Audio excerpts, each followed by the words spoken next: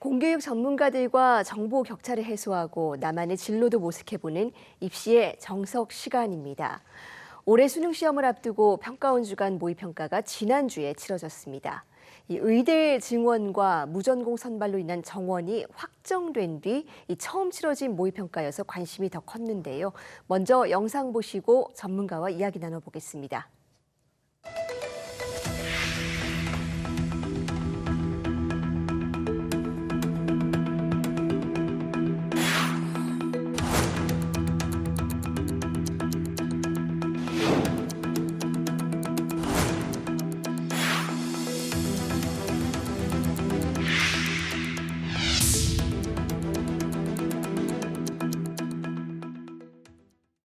네, 모의평가 결과 제대로 분석해서 활용하는 법 알아봅니다. 서울 영동고등학교 윤상영 선생님과 함께합니다. 선생님 어서 오세요. 네, 안녕하세요. 예, 먼저 이번 모의평가 전반적인 출제 기조 어떻게 보셨습니까? 네, 이번 6월 모의고사의 특징은 전반적으로 쉽지 않은 시험이 출제되었다는 것인데요.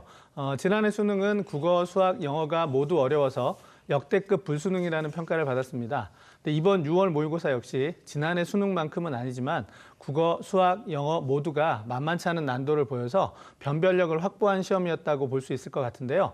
그리고 이제 전반적인 그 출제 경향이나 유형은 그간의 모평이나 수능 시험의 특징을 그대로 따랐다고 볼 수 있을 것 같습니다.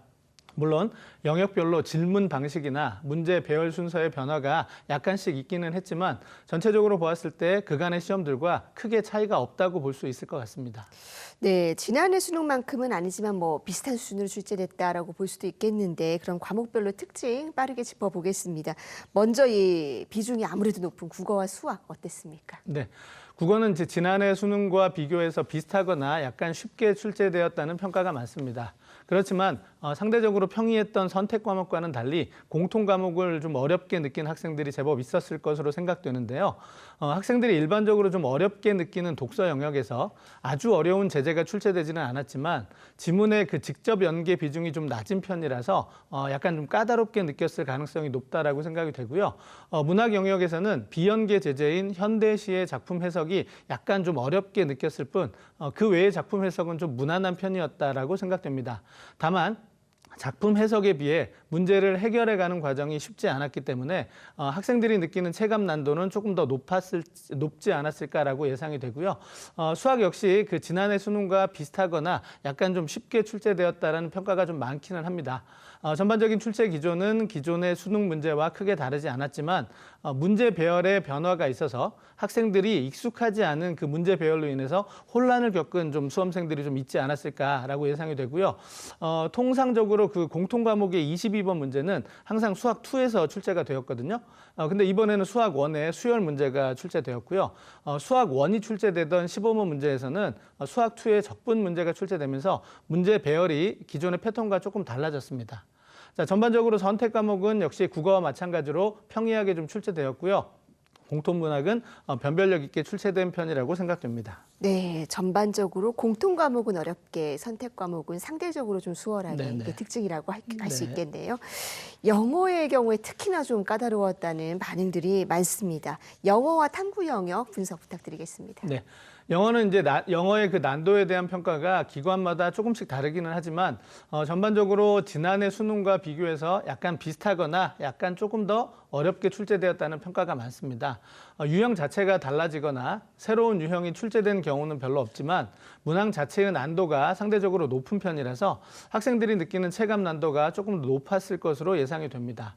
탐구 영역은 국어나 수학, 영어에 비해 상대적으로 좀 쉽게 출제된 편인데요.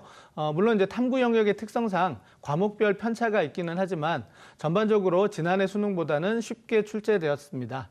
이제 사탐에서는 생활과 윤리, 윤리와 사상 등이 다소 조금 어렵게 출제되었고요. 과탐에서는 학생들이 많이 선택하는 원 과목 전체가 약간 좀 쉽게 출제된 편입니다. 네, 올해 입시에서는 가장 큰 변수가 아무래도 졸업생의 유입 아니겠습니까? 네. 6월 모평에서는 어땠습니까? 올해 이제 6월 모평의 지원 인원을 살펴보면 47만 4,133명으로 작년 6월에 비해서 10,000명 이상이 늘었습니다. 재학생과 졸업생으로 구분해 보면 재학생은 1060명이 늘었고요. 졸업생은 398명이 늘었습니다. 자, 졸업생이 많이 늘 것이라는 일반적인 예측 때문에 졸업생들의 지원이 얼마나 늘어날지가 궁금했는데요. 생각보다는 많이 늘어나지는 않았습니다. 자, 지난해 6월 모평의 졸업생 지원은 이전 연도보다, 그러니까 2023학년도가 되겠죠. 11,625명이 늘었는데 이것과 비교를 하면 아직까지는 졸업생의 증가가 크게 눈에 띈다라고 보긴 좀 어려울 것 같습니다. 하지만 작년에 이미 졸업생들의 지원이 많이 늘어난 상황이기 때문에 작년과 비슷한 수준인 올해 지원 인원이 절대 적은 인원이 아니다라는 점은 좀 유념해야 할 것 같습니다. 자, 또한 9월에도 졸업생들은 더 늘어날 수 있고요. 또 실제 수능에서도 예전보다 훨씬 더 늘어날 수 있기 때문에 계속 추이를 좀 지켜보아야 할 것 같습니다. 네, 이미 수험생 5명 중에 1명이 졸업생이고 9월 본 수능 가면서 더 늘어날 수 있으니까요. 지켜봐야겠습니다. 올해 입시의 또 다른 특징으로 이 선택 과목의 필수 반영 폐지가 있습니다. 쉽게 말하면 이 사회 문화나 정치와 법 같은 걸 보고도 이공계로 진학할 수 있는 여지가 열린 건데 어떻습니까? 실제로 선택 과목 변경이 많이 일어난 상황입니까? 네. 아직 시험 결과가 나온 것은 아니기 때문에 수학에서의 과목별 인원 변화를 정확하게 알 수는 없습니다. 하지만 이제 3월이나 5월 모의고사를 통해 추측해 봤을 때 중하위권을 중심으로 확률과 통계로의 소폭 이동이 보이기는 하지만 눈에 띌 정도는 아니라고 생각됩니다. 아마 이거는 지난해 수능에서 미적분과 확률과 통계의 표준점수 최고점 차이가 11점이나 났던 것과 좀 관련이 있을 거라고 생각이 되는데요. 비슷한 원점수로 받을 수 있는 표준점수가 미적분을 선택했을 때 훨씬 더 높기 때문에 섣불리 이제 과목 변경을 하려는 수험생이 적은 것으로 좀 예상이 됩니다. 하지만 탐구의 경우는 조금씩 다릅니다. 6월 모평 영역별 지원자를 전년도와 비교를 해보면 사회탐구 선택자는 27만 1,676명으로 지난해에 비해 27,909명이 늘었습니다. 물론 과학탐구 선택자도 7,272명이 늘어나긴 했지만 사회탐구 선택자의 증가가 훨씬 더 눈에 띄고 있거든요. 사회탐구 선택자의 증가를 단순히 인문계 지원자의 증가로 보기보다는 과학탐구에서 사회탐구로 변경하려는 수험생이 늘어나는 것으로 분석하는 것이 더 바람직할 것으로 예상됩니다. 네. 시험은 이미 끝난 것이고 이제 중요한 건 결과를 어떻게 받아들일 것인지가 중요할 텐데 수험생들이 이번 모평 결과를 어떻게 활용하면 좋겠습니까? 네. 전체적으로 6월 모의평가는 두 가지를 점검하는 시험이라고 할 수 있습니다. 하나는 올해 수능 시험의 출제 경향을 파악하는 것이고요. 다른 하나는 수험생 입장에서 자신이 공부한 내용을 확인하는 것입니다. 따라서 수험생들은 6월 모평을 통해 자신이 그동안 학습했던 내용이 얼마나 잘 정리되었는지, 자신의 영역별 보완점은 무엇인지를 파악해서 앞으로 남은 수능까지 학습 전략을 정비하는 것이 가장 중요한 일일 것입니다. 그리고 꼼꼼하게 출제 유형을 분석해서 올해의 수능 출제 경향에 맞게 대비 전략을 세우는 것도 중요합니다. 물론 수능 시험에 출제되는 유형은 과목별로 거의 유형화되어 있기 때문에 변화가 그렇게 크지는 않습니다. 하지만 같은 내용을 물어보더라도 질문 방식이 달라질 수도 있고요. 이번 수학에서처럼 문항의 배열 순서의 변화를 줄 수도 있기 때문에 이러한 특징들을 좀 살펴서 대비하는 것이 필요할 거라고 생각합니다. 네, 모의평가 만만치 않았고 졸업생들이 많이 밀려오고 상당히 재학생 수험생들은 낙담하고 있을 수도 있을 것 같은데 이 수험생들을 위해서 조언 한마디 부탁드리겠습니다. 네. 시험은 어려울 수도 쉬울 수도 있습니다. 수능 시험은 기본적으로 변별력을 위한 시험이기 때문에 다소 어렵게 출제될 가능성이 높은 것은 사실이지만 그간의 사례를 통해 보았을 때 어렵게 출제했더라도 수험생들이 잘 풀어내면 쉬운 수능이 될 수 있거든요. 그리고 이제 시험이 어려우면 나한테만 어려운 것이 아니라 모두에게 어렵다는 사실을 좀 명심했으면 좋겠습니다. 그래서 냉정한 마음으로 평정심을 좀 유지하는 것이 중요하다고 말씀드리고 싶은데요.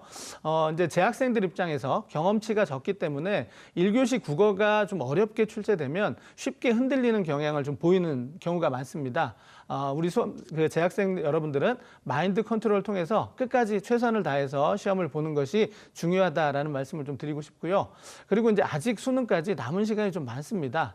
6월 모평 분석을 통해 파악한 자신의 나의 문제점을 좀 보완하기 위한 학습 계획을 좀 면밀하게 세워서 남은 기간 노력한다면 충분히 좋은 결과가 있을 거기 때문에 낙담하거나 포기하지 말고 끝까지 노력해 주시기를 당부드리겠습니다. 네, 나만 어려웠던 게 아니고 아직 시간은 많이 남아 있습니다. 우리 수험생들 일희일비하지 말고 평정심 유지하는 것이 무엇보다 중요하겠습니다. 선생님 오늘 말씀 고맙습니다.